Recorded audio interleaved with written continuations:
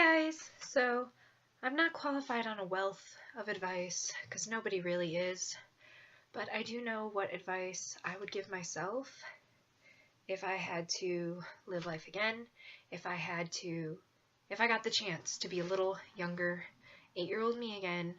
I know the advice I would need, and what would have made my life probably a lot more stress-free and happy, and hopefully I wouldn't have wasted as much time doing things that weren't good for me.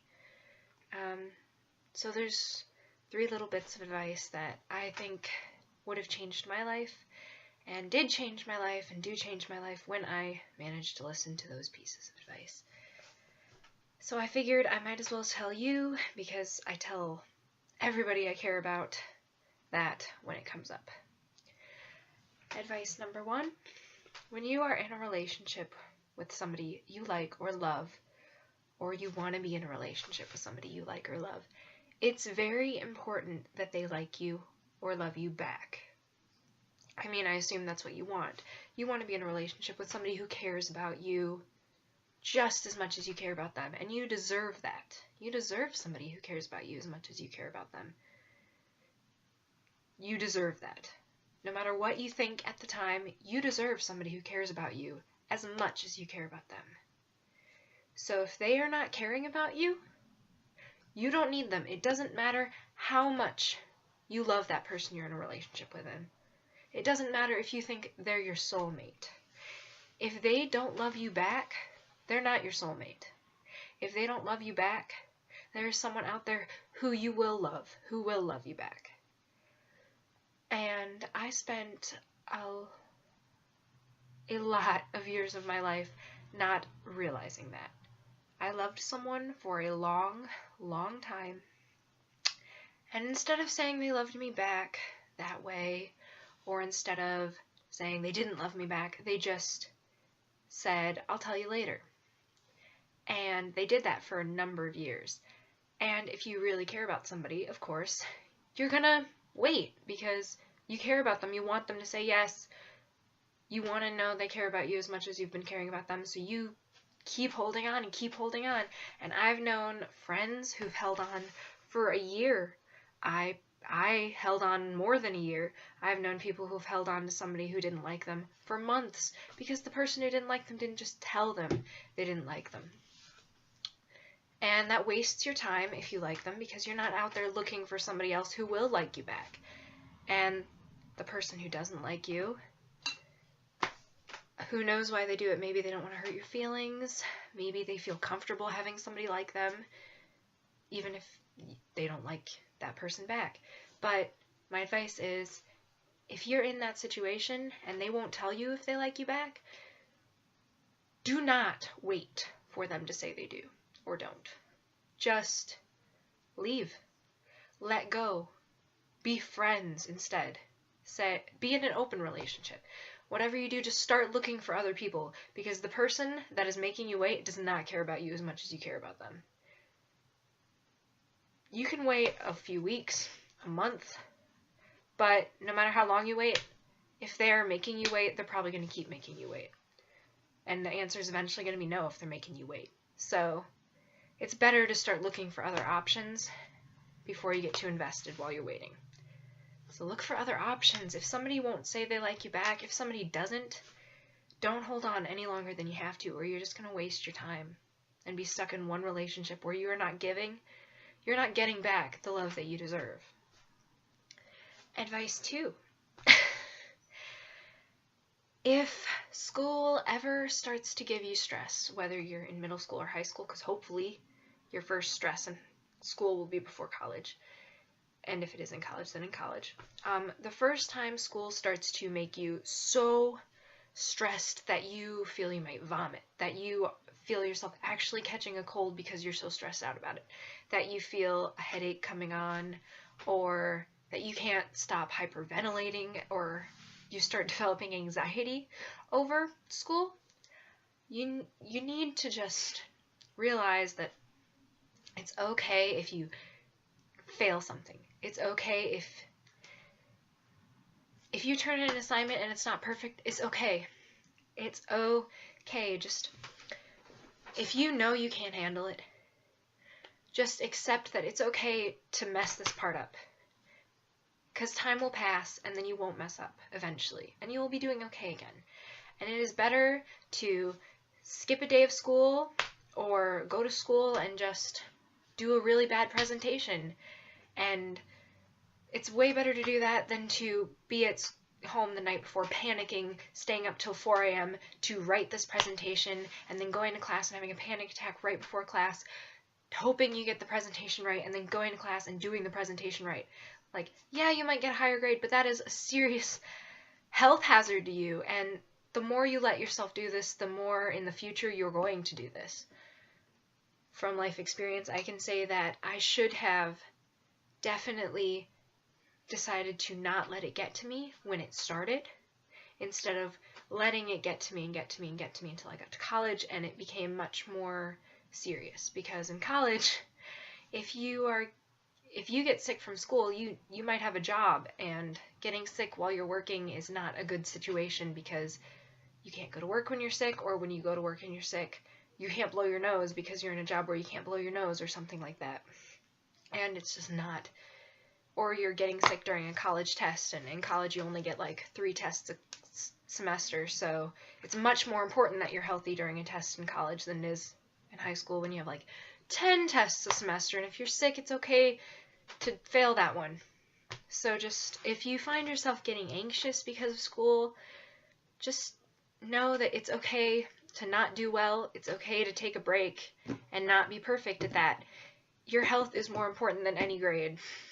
And it is better to be relaxed and calm, because stress is the #1 killer. Do whatever you have to do to not be stressed and to be able to get through it. And if you recognize that you are starting to not be able to get through it, figure out how you can relax. If that means being average or below average for a while, that's okay. It's better to be that than unhealthy and hurting. It is so much better to be getting D's than it is to be crying and hyperventilating and getting sick constantly just so you can get an A. Your teachers aren't going to say that, your parents aren't going to say that, but it is so much more important, because the more you get sick and stress over school, the worse it's going to get over the years. And it is better to just be average and learn how to multitask and remain happy while doing what you're required to do than it is to be a perfectionist and have breakdowns. So yeah, if you feel yourself starting to stress out, just know it's okay to not be perfect. Be healthy first. Do the best you can, and don't worry if it's not perfect. Whatever, somebody's going to do worse than you, and somebody's going to do better than you. I don't know how to word it properly, but it's just so important that when you're just starting to have anxiety over school, to just try not to care so much, because it's better for your health. And I just want you guys to be healthy and happy for as long as possible. Alright, third advice, third and last, and also about school. And that is, if you choose to go to college, or if you choose to start a career, please do it in something you like, or you at least find interesting in some way. It's okay if you don't like it, but at least find it interesting. Like, maybe you love animation, go to school for animation, or maybe you're interested in molecular biology or evolutionary biology. Maybe you don't love science, but you do like evolution. That could be something you'd be interested in, even if you don't love. But no matter what, do not go to school for something you hate. Don't start a career in something you hate. If you hate accounting, don't become an accountant. If you hate coding, do not go to school for computer science. If you hate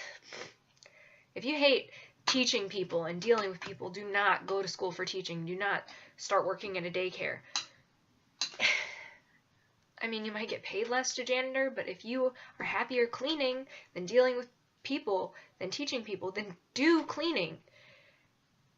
Your mentors aren't going to tell you that. Your teacher's not going to tell you that. They're going to tell you to do whatever makes the most money, whatever they would do because they like it or find it interesting and don't find it miserable. But in the end, this is your life, and college is just as long as high school. Usually longer because most people nowadays take 5 to 6 years to complete a bachelor's, and if you plan to get to master's, that's going to be even longer. And careers are the same way. People build careers for 5 years, for 10 years, and once you get locked in and you start getting pay raises, you're not going to want to leave it no matter how miserable it makes you, because it's hard to leave a $12 job when everyone else is paying $8.50. It's hard to leave a $20 an hour job when everyone else is paying $13 for opening positions. So don't start something if you know you're going to be miserable, because the higher up you get, the more you're going to feel like you're sacrificing if you try to quit it.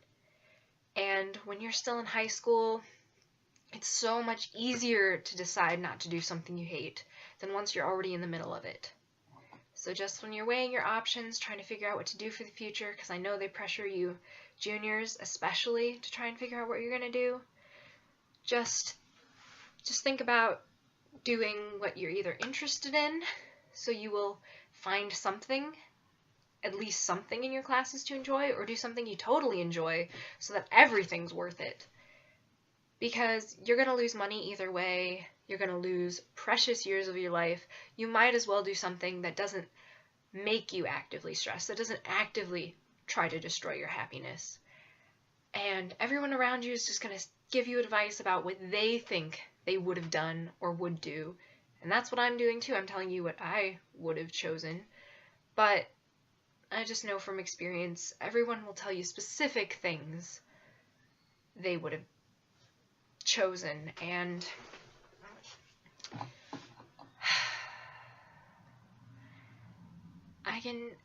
I can just say, when you're a student, it's in high school, it's very, very much easier to have options because you're not working yet and you're not paying immense bills. And when you start college, you have such immense weight to your decisions. You have to decide, if you leave college, will you ever go back again? Can you get another scholarship? If you go to college, have you already started paying for it? Does that mean you want to stay in it? Like I said, college is 4, 5, or 6 years now for a bachelor's. So once you start doing something and you're not undecided anymore, once you commit to a major, it's very hard to justify trying to switch that. Lots of people do switch their majors, tons, almost everyone, but they feel immensely stressed trying to make those decisions because they have sacrificed so much money and so much time and effort trying to learn certain things that don't apply to the things they switch to. So just stay undecided if you're not decided, and it's okay to be undecided. And don't decide on something if you hate it. It's okay to do something that makes less money.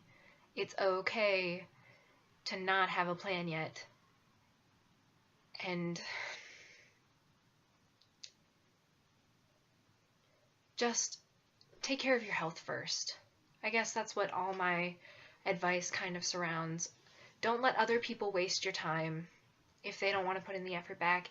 If a career or school is not giving you what you want or what's making you happy, try to start a different path, because the longer you're unhappy, the more time in your life you're wasting. And I don't know, if I could get my younger self to listen to any of this advice, I definitely would. But I didn't take any of this advice, and I am still wasting a lot of my time not doing it. And I hope one day I do take this advice a little more, and I hope that my mistakes help somebody else not repeat them, so that hopefully lots of you will be a lot happier and get your happiness a lot faster, and just be doing things that you hear about so much that you don't, that you're able to accept any costs that it might be for you. I guess that's it.